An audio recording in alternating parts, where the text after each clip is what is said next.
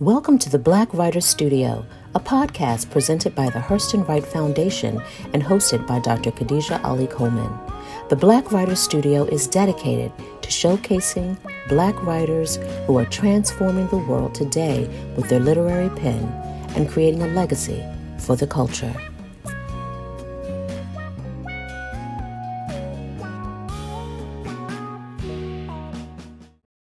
Stephen Leyva was born in New Orleans, Louisiana, and raised in Houston, Texas. His poems have appeared in numerous publications, including the Nashville Review and the Best American Poetry 2020. He is a Cave Canem Fellow and author of the chapbook, Low Parish, and the book, The Understudy's Handbook, which won the Gene Feldman Poetry Prize from Washington Writers Publishing House. Stephen holds an MFA from the University of Baltimore, where he is an assistant professor in the Klein Family School of Communications Design.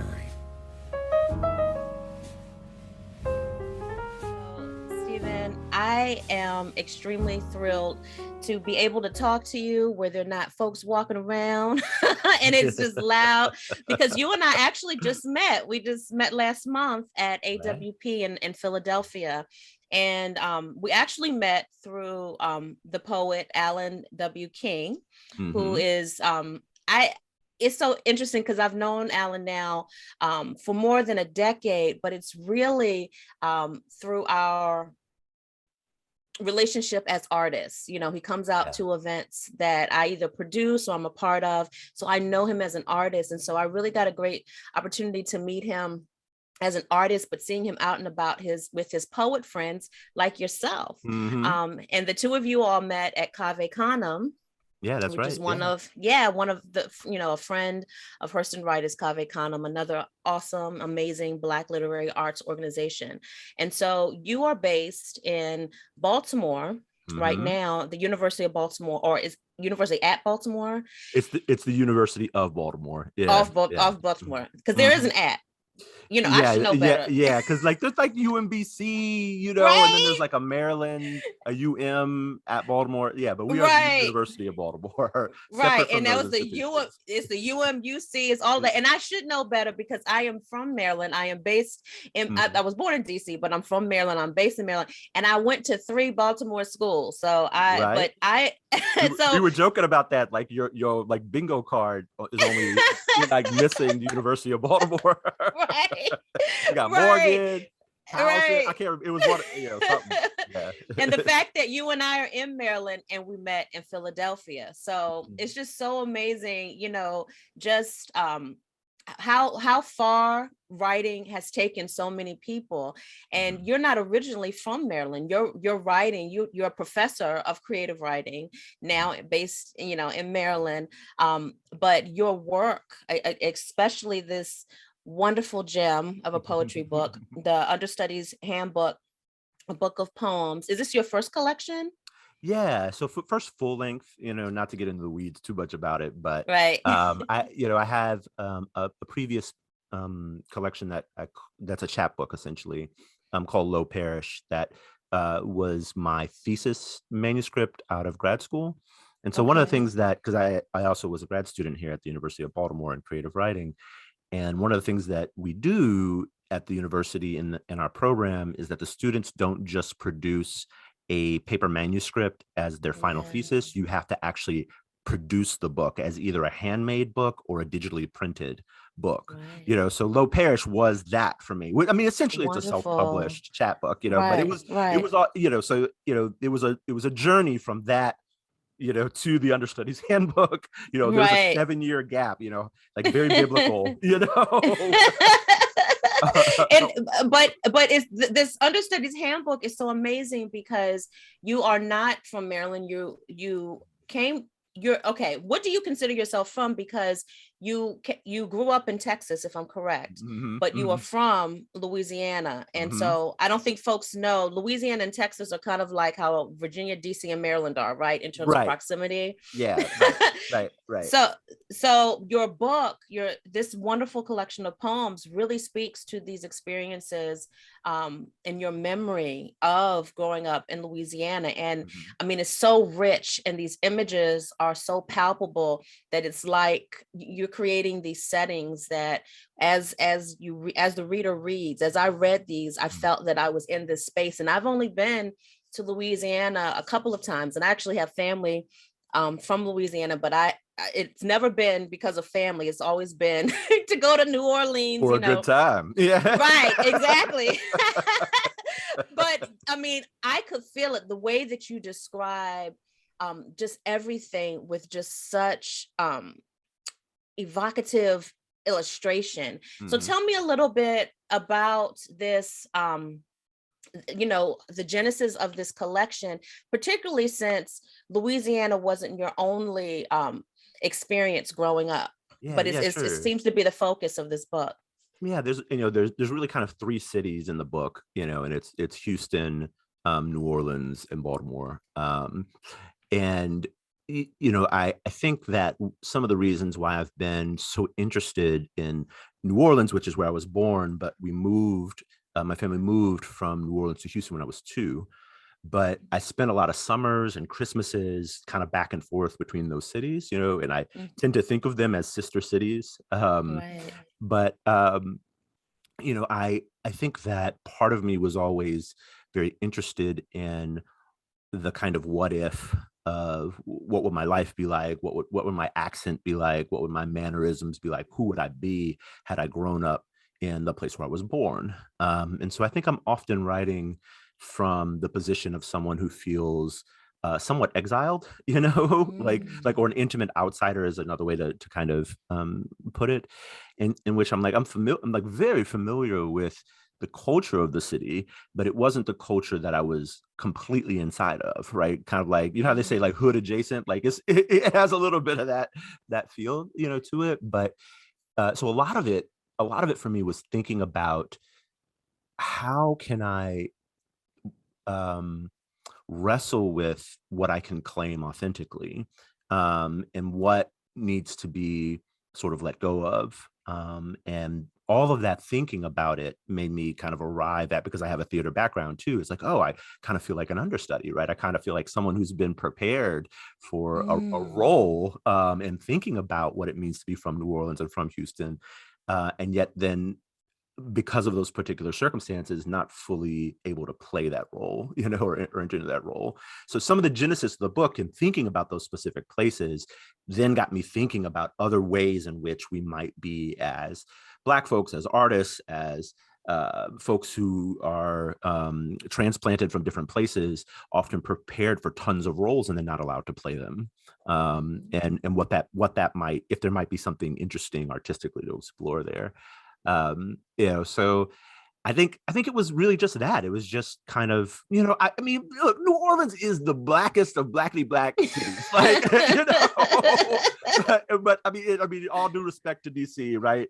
Right. But look, it also has, I often tell my students and other people that it's the most Caribbean city in the United States. So it has that, it's kind of like, if you imagine a kind of arc coming out of the Antilles up through the Gulf of Mexico, the final little bit of the Caribbean kind of is New Orleans. And I've never heard it described like that, but that's such a, and it's so, it expands what our notion is of Caribbean when we even think of, this. I think the default setting is always Jamaica. And so you're even speaking of these Francophone, and Caribbean, to expand and to be inclusive of so much more. I as I listen to you talk about what went into this book, its naming, that's significant. I didn't know about your theater background, but I'm really interested in how that even informs the way that you write poetry, because to have a theater background, to understand monologue, to understand performance, that has to have some type of impact on how you write, and even how you envision the reading of your poems after you write them. So I'm really curious as to just I'm curious about that, how theater has informed your poetry. But as I listen to you talk about these three cities in particular, and it starts with Louisiana, where you only, you were only there for 2 years and then would come back as a visitor. But the impact, when I read those poems, they felt as if this still is in your blood. Oh, yeah. How right. So this is really like your story, your own personal journey. How did that impact what was going on in your life at the time while you're writing? So these are a lot of questions. I gave you like 6 questions all at once. And sort of right on cue, the police sirens are coming in in the background. So Baltimore, gotta love right, it. I mean, it ain't nothing new. I think that when I reckon with what it means to sort of construct a self, right, to kind of put together a Black self in America, and imagine both the ways in which I have been graced with meeting people and coming into places in which that idea of Blackness has been expanded, and also confronted with people who want to police what Blackness should be and how it might be, and the tensions between those things. I think a lot of that was swirling in my mind when I was trying to reckon with and thinking about writing the book. But I just wanted to pay homage, to a place that kind of exists. It exists in my imagination in a very real way. Sometimes, look. Here's the thing about New Orleans, right? This is a place where everybody cooks well, but everybody's also salty about each other's cooking.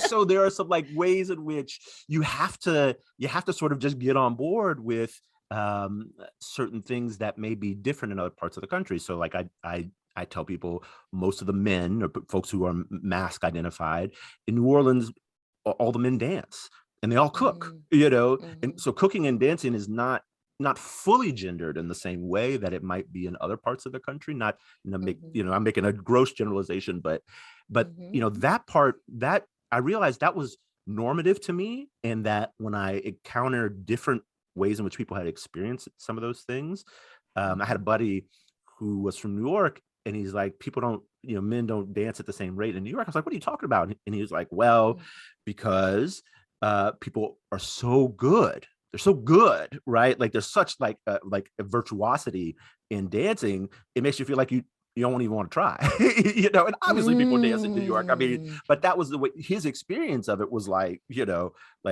either do it at this highest level ever, or you don't do it at all. And that was so different to me, because I was like, no, for us, you gonna lead a lonely life if you can't dance and cook. You better fake it till you make it. You better do something. Get out there. Ain't nobody really gonna care. If you're not doing it perfectly. But that was just I realized that I was speaking out of an attitude that had already considered a lot of that kind of framework of kind of growing up in that way. Pretty normative. So I was just really fascinated with the way in which New Orleans also is kind of seen as this kind, this fantastical place, this mystical place, and then how that is intersecting with itself as a majority Black city. Right. So do we treat New Orleans as the magical Negro, trope? Which is not something we apply to Atlanta or to, Baltimore, which are also majority Black, or Detroit, which are also majority Black cities, right? And so I was like, what's there? I was like, is it similar to the way that we talk about Black nerds? I was trying to kind of work that composite of what is really myself, about how we see and consider New Orleans. So I mean that's part of it, but it's also without a doubt, right, a very theatrical city. So I grew up doing theater. There's poems in the book that are me playing, a character from Arthur Miller and playing Proctor, or playing characters from August Wilson. And so theater is so important to me. But I would tell people, I thought I was going to be the next Denzel, but y'all ain't seen me on television. So that's how that worked out. But it does inform. If it informs the way that I think about the line or in the poem itself as being a little stage. That the poem is a little bit of theater in which you mount a production of language.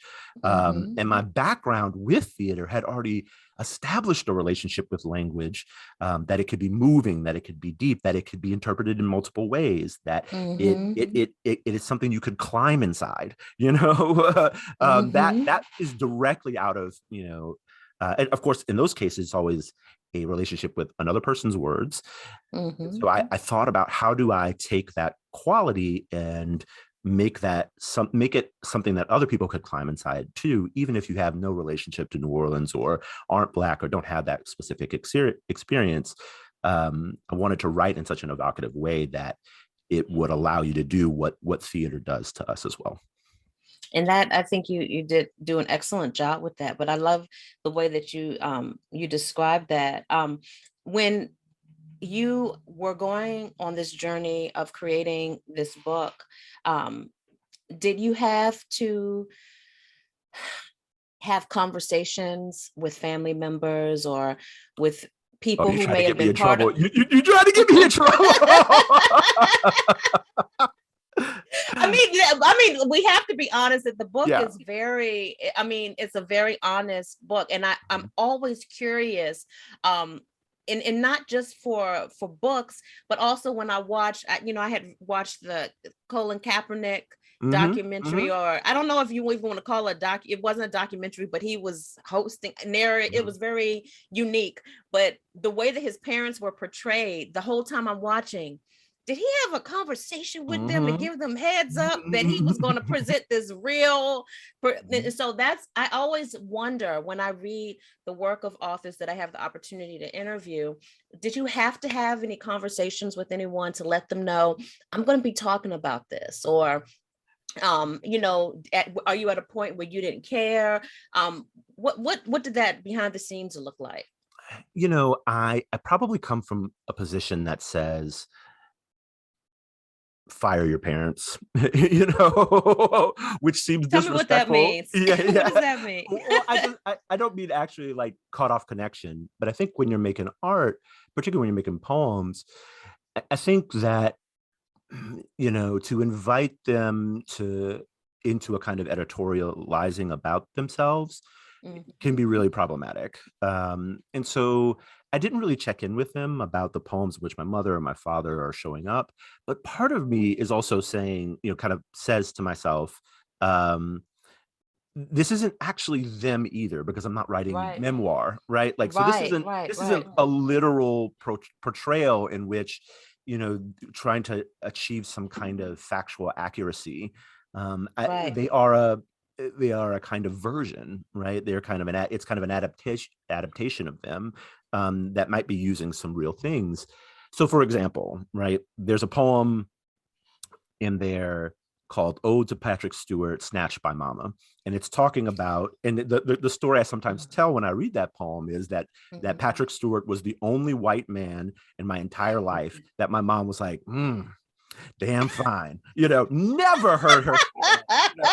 My father is Latino, but never heard her say that about. That was not her thing, And we need people to know who aren't Star Trek nerds to know that that's Captain Picard, right? Yes, Captain Picard. And he also is Xavier from the X-Men. That's correct. Yeah.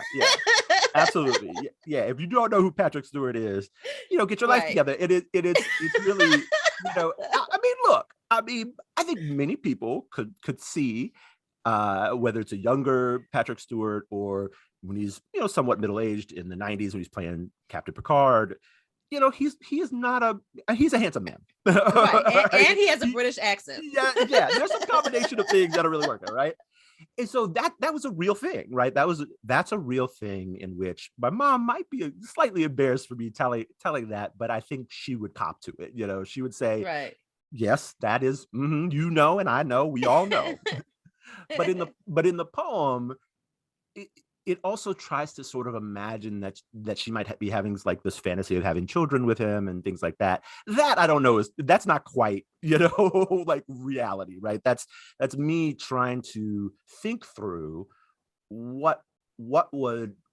how do I, because really what I was doing is I started to make a poem about Patrick Stewart because he's one of my favorite actors. And every time I tried to write the poem, this information about my mom and our relationship of watching Star Trek together and her obvious attraction to this man kept wanting to be like in my imagination. And so it ended up becoming a poem about my mom and about her moving to Minnesota, which actually happened. And that's when my older brother was born, and some of these kind of engagements with parts that were not, because she's also from New Orleans, that are not, New Orleans and kind of in a kind of multiracial different kinds of relationships. So there's like a line that says like, her Desdemona fantasy, kind of nodding to Othello, which also has this kind of a kind of a mixed race relationship in it. And Patrick Stewart is very famous for playing in the Royal Shakespeare Company. So it was just trying to make a bunch of things sort of work. But I didn't call my mom. It's like, Mom, can I write this poem about you being thirsty for Patrick Stewart? That might not have gone the way it might not have gone the way that I thought it could go well. But what I do believe in, so I didn't, I try to maintain the fact that this is not, fully, it's not memoir. I'm not doing journalism, but I also, if I thought that I was sharing something a little less lighthearted and a little more that had to do with, which isn't really in the book regarding my parents, something like sexual abuse or something like physical abuse, those sorts of things, where there is a kind of gray line about, is that really my story to share? Is that really, something that I would be comfortable with when my parent isn't comfortable sharing that, And I think it's something that every artist wrestles against, because they might be writing against silence, writing against the secrets that have kept us silent and how to bring those to the surface. So I think I try to strike a balance and say, what's my story, right? What is something that I can fully claim as my story? And anything that has happened to me and my family, like whether it's an interaction with another family member, I just count that in the Venn diagram of my story. So I give myself permission to tell that because I experienced it. If it is someone else's story that I was not a part of, something that happened to my mom before I was born, then I'm a little bit more careful about checking in about whether or not that should be shared. So it's not perfect, but I just try to do the best I can to both remind anyone who might be a stakeholder, if you want to call it that, that's fictionalized, and to not treat with like disdain the fact that they might feel a certain way about it. So sometimes that means like showing them the book before it goes to publication, but not giving them editorial control over what the content is. It's just more like, I don't want you, the first time that you see this to be in print somewhere where people are maybe tagging you, or something like that. But it's not a perfect science, and I don't claim to be, good at it. I think a certain level of distance from my parents, which I would say we're not like each other's best friends or anything like that, makes it a little easier, for me. What because I think that you seem to have developed for yourself as a writer, not necessarily a formula, but it sounds like you have certain ethics that that you follow and that are personalized based on who you are as a person and as a writer. I'd be really curious to know, I know that you're working on something. Without even asking, I know that you're working on something to follow this book. But you know, with your background in theater, with these philosophies that, you know, are personalized, what do you think your next book will explore that you didn't get a chance to tackle with this first collection of poetry? Yeah, I mean, I think what I'm going to write about is beauty. And I mean, right now, you know, exclusive DJ Clue, exclusive. It's you know, the tentative title for the next book is The Common Sense of Beauty, which is a line in one of the sonnets that's in the book. And I remember being a biracial kid, a Black biracial kid, thinking very strange thoughts about myself related to beauty. So I would say stuff like, you know, in my own mind, you know, I would say mixed kids are supposed to be good looking.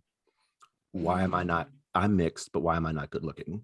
You know, that's a very strange, you know, like relationship. That was so painful just to hear. Oh yeah. I mean, you know, and I honest to goodness don't know where I absorbed that from. You know, I had lots of friends growing up. I, you know, experienced the same sort of awkwardness that most people do in middle school, you know, which is kind of terrible. It just somewhere along the way, I had thought of myself and thought about the idea of like physical beauty in a way that I realized was so skewed, you know, and it, you know, I wanted to, I guess then write a little bit about the way in which beauty has kind of practical effects on us and practical, you know, practical ways in which it makes us move through the world. You know, not to quote Keats, but like, I don't quite think like everything that is true is beautiful. Everything is beautiful is true. That's his idea. But I do think acknowledging kind of how beauty works in friendships, for example, right? That may not necessarily be things that develop into something romantic, or the way that beauty makes us recognize that which we're willing to prioritize, you know,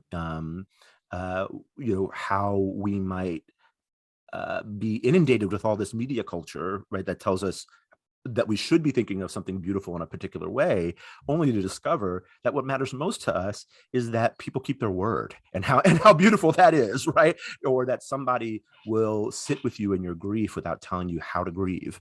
You know, you know, trying to kind of like see like and encapsulate those things in a way that isn't hyperbolic, that doesn't necessarily you know, shoot them up into the stratosphere and make them like this big like aesthetic concept, and just, you know, the kind of in the weeds way in which we can be beautiful to one another, I think is part of what the book tries to take on. And some of it is like, you know, how that might have been tested in the pandemic, you know, you know, when suddenly we couldn't be with one another in the same way, and the things that we just assumed as our everyday beauties were certainly, you know, all of a sudden, you know, skewed and removed and changed. So I don't know. That sounds so fascinating, and it just illustrates how not only a really incredible writer you are, but you are such a multi-layered thinker. Like your thinking takes on all of these like these levels, and that you go, you know, I'm thinking, and I'm sure our listeners, when you're talking about beauty, immediately, you know, we think of, you know, the physical attributes, but then you're taking it to all of these other dynamics of just how we explore and how we experience life. So I cannot wait. So now you are now obligated to create this book. I just want you to know. You are obligated. but seriously, do you have plans for releasing anything shortly? Are you because this book, Understudies Handbook, has legs, and I know that folks are, it's still a buzz. Folks are still clamoring to get their hands on it. It's still, part of our conversation. Do you have any? It sounds, as I said, you had philosophies on certain ways that you maneuver life as a writer. Do you have philosophies in terms of how long this book will be out before you move into your next book? Well, look, I I just got through this past week doing a relaunch for the Understudies Handbook, because one of the things that happened is that it was published in 2022. See, that's not right. It was published in 2020 of October. Right. You see how my brain just leapt ahead? It's like, I just want to skip all that. But one of the things that happened is I had a lot of beautiful virtual readings that I was really thankful for. Some things that I had longed for came as opportunities. But they also came as virtual opportunities. And I'm not dismissive of any of those sorts of things, but I had to admit to myself that I felt a loss about not having a bit like a gathering of friends and family around this thing that I felt like I worked so hard for. I know. And so I was like, well, let's just do it. It's a 2-year-old book, but we had a great launch event at Bird in Hand, which is run by the Ivy Bookshop here in Baltimore. It was lovely. There was about 50 people there. We packed out the little small bookstore. That's wonderful. It was lit. It was a vibe.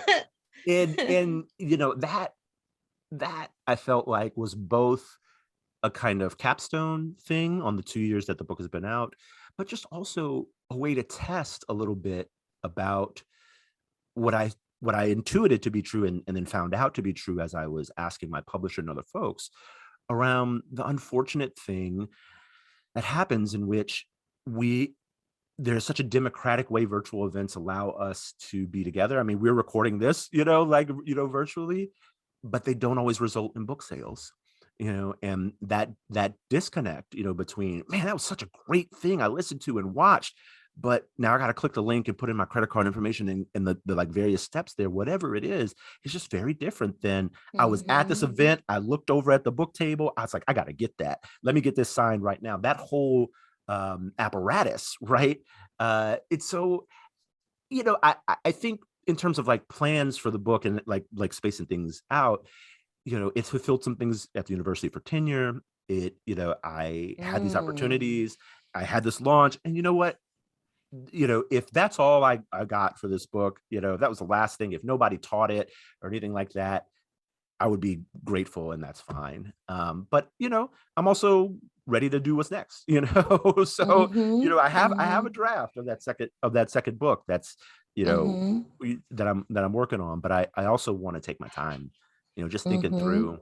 I have time. I'm not racing to make sure this is such an inside baseball for those of you who are not in academia, but having that for a full collection of books comes out, checks a box so that you can continue to have a job. Right, that publisher perishment. It's a real thing. So some of it too, I was hedging my bets a little bit. So I did some academic work.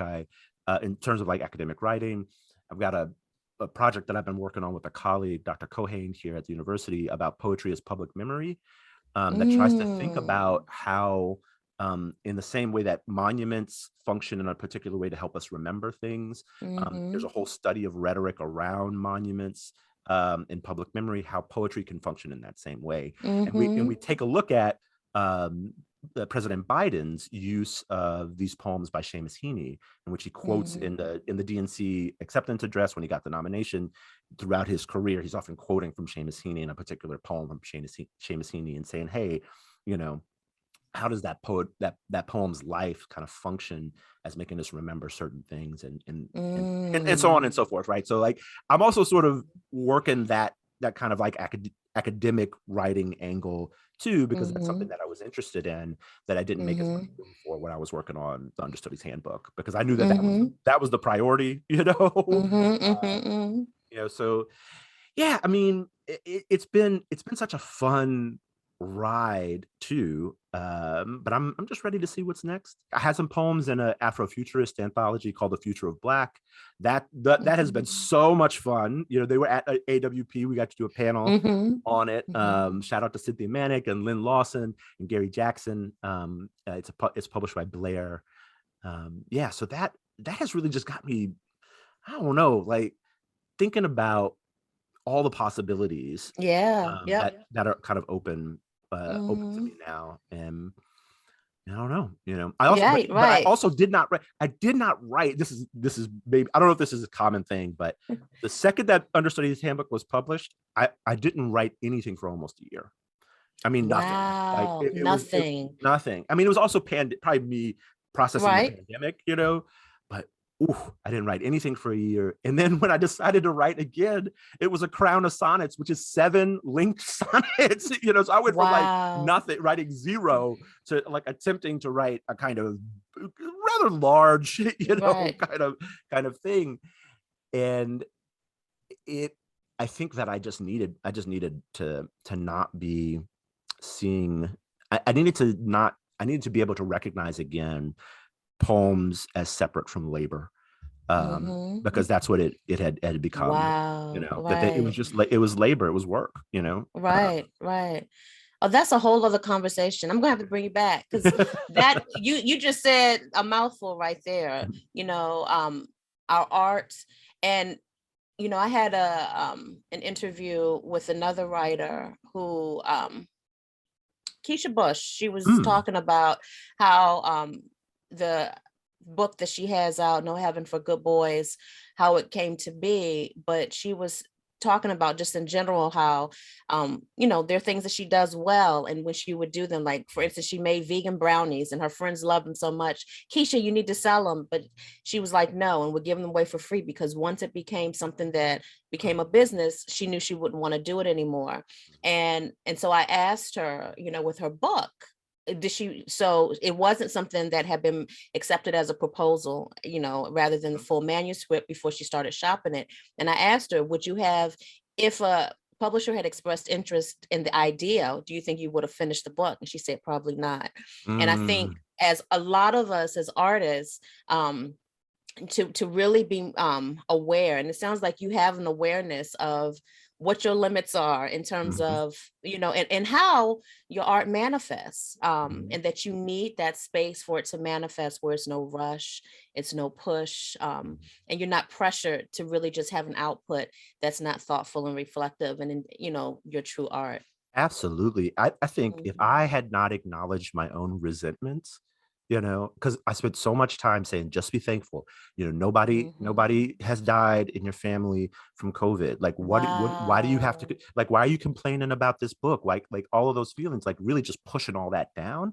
And I finally had to say to myself, if you don't acknowledge that you are allowed to feel certain things, you know, that doesn't mean you behave in a certain way. Now, look, you know, don't get me wrong, you know, but that you are allowed to feel these things without feeling shame, it's going to eat you alive, and you won't make any art. You know, it'll come for you. I mean, you know how Toni Morrison is always talking about racism's job is to keep you distracted, you know, so that you're constantly explaining yourself and never doing the work you would do. Right. And I tell my students all the time, I was like, don't forget to write the poems that you would have written if the world were just, you know, if the world were in a right relationship with you, what would you write? Don't forget to write those poems, even if they are, you know, poems of speculation, you know, because we know the world is on fire.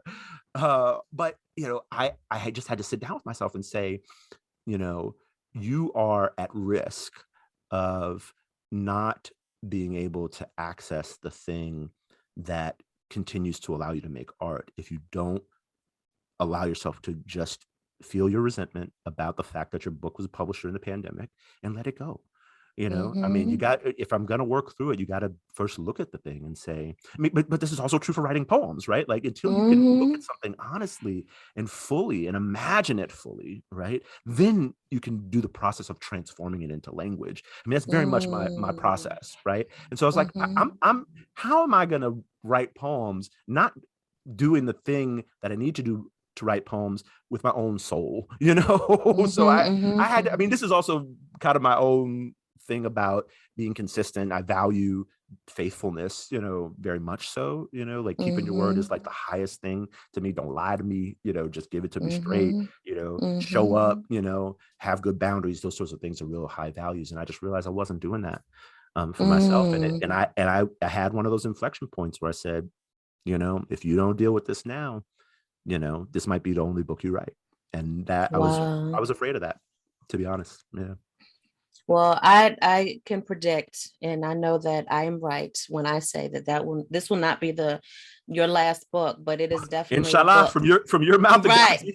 Okay, but it definitely is a book that folks need to get their hands on. So as we close out, can you tell us where some of the places that folks can pick up your book? Some of your favorite spots that you'd like folks to go to. Oh, thank you so much, Khadijah. It's been such a great time talking with you all. You can pick up the book at the publisher's website, which is the Washington Writers Publishing House.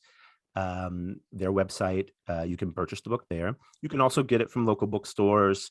Politics and Prose maybe still has some copies. In Baltimore, you could get it at the Ivy Bookshop or order it online from the Ivy Bookshop. And can they go to your website? Is there a button or anything on your website? You can go to my website. Just be warned, they also has some like nerdy content about anime and Batman. So don't let that turn you off. But it also it links to these other places. So rather than selling it directly, I just try to push it out to the local bookstores and to the press itself. But yeah, most places, you can go on Barnes and Noble and find it too. There's lots of places you can find it.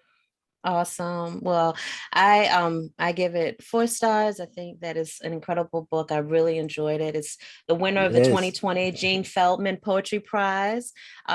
Stephen, it's been a pleasure. Thank you so much for being part of the Black Writers Studio.